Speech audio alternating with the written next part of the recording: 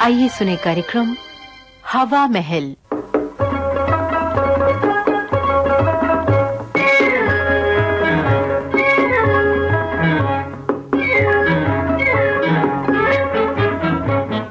आज के हवा महल में प्रस्तुत है हरफूल सिंह रसिक की लिखी झलकी एक ही इलाज। निर्देशक हैं विजय दीक्षित।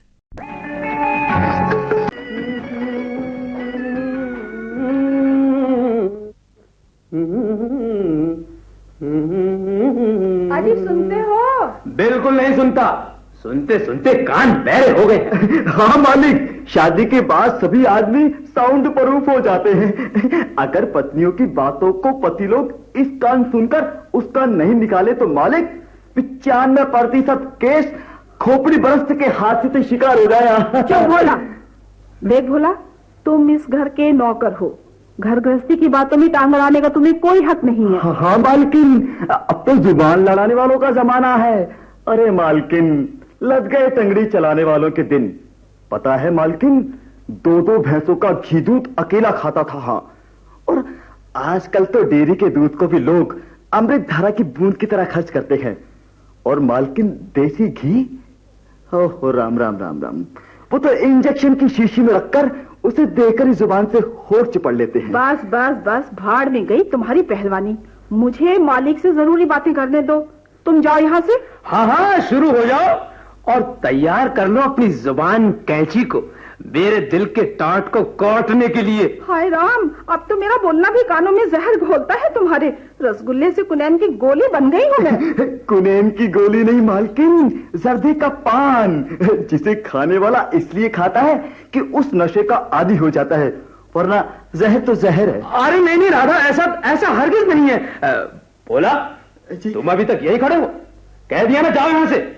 राधा इस घर की सरकार है और तुम मामूली अखबार की तरह मेरी नजर में इसकी छवि खराब करते हो। जाओ जाओ जाओ, जी जाता हूँ। Get out. जी जाता हूँ, जाओ जी जी जी। अब होंगी दिल के पिंजरे में कैद इस तोता से मैना की बातें।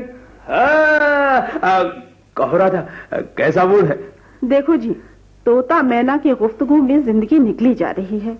आज है छुट्टी का दिन, सोच समझकर वो सूची तैयार कर लो ना। कल ही तो लाला हरद्वारी लाल के जाना है लड़की देखने के लिए। अच्छा, और वो दहेज की फहरिस्त? हाँ, अरे उसे तो मैं अंतिम रूप देने से पहले तुम्हें पढ़कर सुना देता हूँ। पढ़ के जरूर सुनाओ, लेकिन जरा धीरे से। अरे ऊंचा आप सुनते हैं, सब नहीं। क्यों? क्या किसी की चोरी कर रहा हूँ? काला बाजारी, मुनाफाखोरी या मिलावट का धंधा कर रहा हूँ? अरे लड़के को पढ़ा लिखाकर इंजीनियर बनाने में जो खर्च किया, उसको लड़की वालों से वसूल कर लेना कौन सा जुर्म है? क्या आप इसे दहेज कहेंगी? बिल्कुल नहीं, लेकिन समाज के बदलते तेवर इसे बर्दाश्त करें तब ना। अरे ये मेरा घर है, समाज कल्याण का दफ्तर नहीं। और सुनो, मैंने तो जो समाज में चल रहा है उसे ही मांगा है, और वो भी अगले की रजामंदी से। Car, TV, refrigerator, tape recorder और बस एक बड़ा चेक। आखिर इस महंगाई के जमाने में इंजीनियर लड़के की कीमत भला इससे कम क्या हो सकती है? मालिक, इस लिस्ट में और लिख लो। अरे क्या? बोल 20 किलो चीनी। 20 किलो चीनी? अरे लेकिन चीनी के लिए कनस्तर कहां से आएगा? है तो मालिक कनस्तर भी लिख लो। एक कनस्तर। और मालिक, 1 टीन देसी घी। 1 टीन? अरे ये क्या लिख रहे हो तुम? भाई हमें पहलवानी नहीं करनी है। काटो इसे जी, काटो इसे। अरे इसकी जगह कुछ इंपोर्टेड कॉस्मेटिक्स और साड़ियां फिर भी चलेंगी। अच्छा मालिक, लाला हरिद्वारी लाल के घर की कुर्की के रूप में मेरे लिए भी एक पॉलिश्ड पेंटिंग का तहमत लिख लो। वो आग लगे इस बुढ़ापे के शौक को। बूढ़ी घोड़ी लाल लगाम। काटो जी से। ये क्या लिख रहे हो तुम सब? अरे इसकी जगह मेरे लिए चॉकलेट कलर की इंपोर्टेड लिपस्टिक लिखो। क्या कहा? चॉकलेट कलर की इंपोर्टेड लिपस्टिक। चॉकलेट कलर की इंपोर्टेड लिपस्टिक है? ठीक है, बिल्कुल। अब सही हो गया, अब पूरा सामान हो गया है।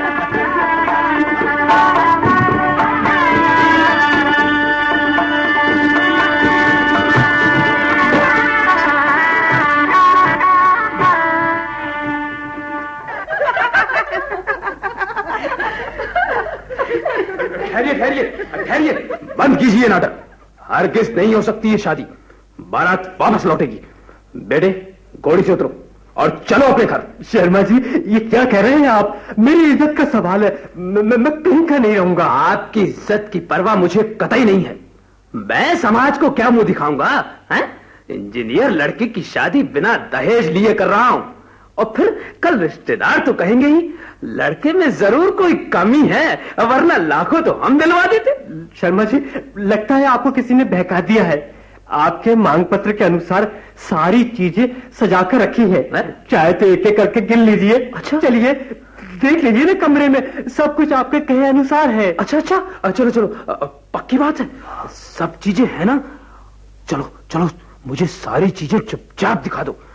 मन को तसल्ली हो जाएगी तो मेरा लड़का घोड़ी भी चढ़ जाएगा। आइए ना, आइए कमरे में, आइए। चलिए।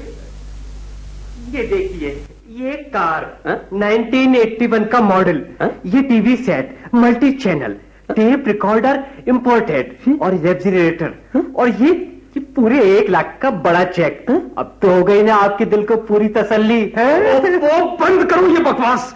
मेरा तो सर फटा जा रहा है। ये सारे प्लास्टिक के खिलौने मेरा मजाक उड़ाने के लिए मंगाए हैं? नकली चेक चूरन की गोली बेचने वाले से मंगाया है। बातें चीजों की तय हुई थी, नकली असली की नहीं।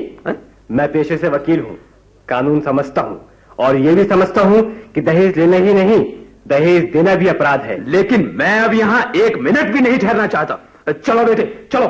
अच्छा ही हुआ जो ऐसे छली कपटियों से बचे, वरना जिंदगी भर के लिए ठगे जाते। चलो चलो यहाँ से, चलो चलो। कहाँ चल दिए लाला कृष्ण कुमार शर्मा? बेटे की भीख की कटोरे पर इंजीनियरिंग का लेबल चिपकाकर दहेज की भीख मांगने? क्या बकवास कर रहे हैं आप? लेकिन कहाँ जाओगे?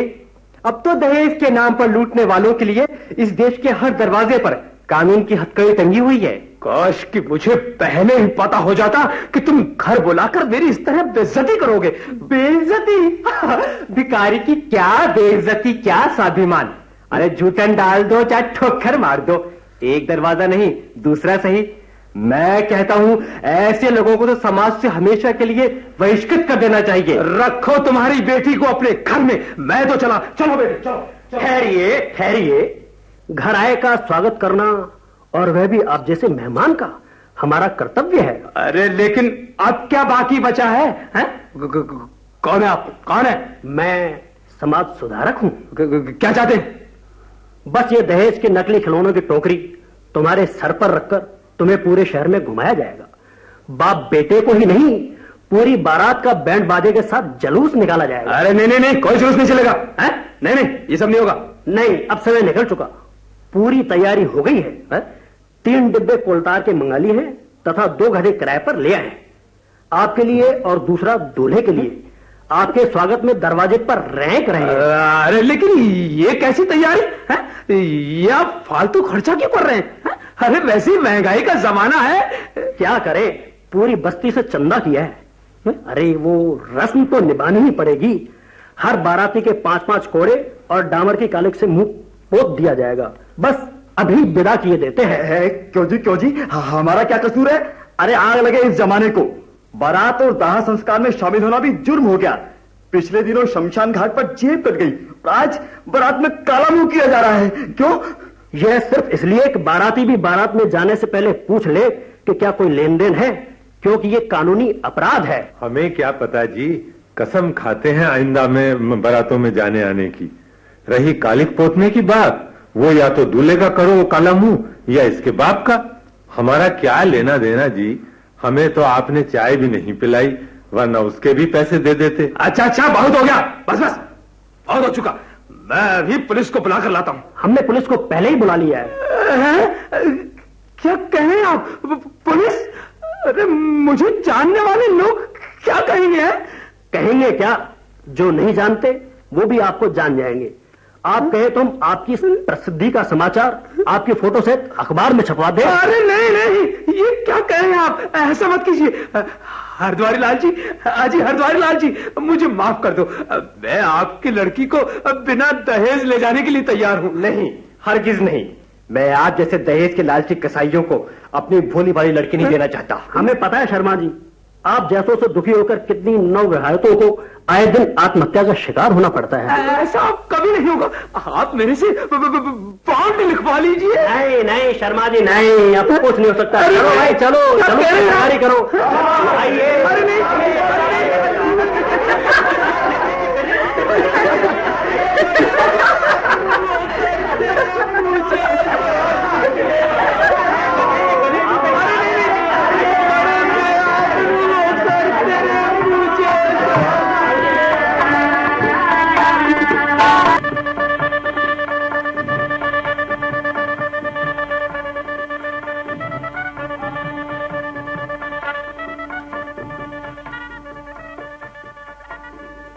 एक ही इलाज हवा महल में अभी आप हरफूल सिंह रसिक की लिखी यह झलकी सुन रहे थे।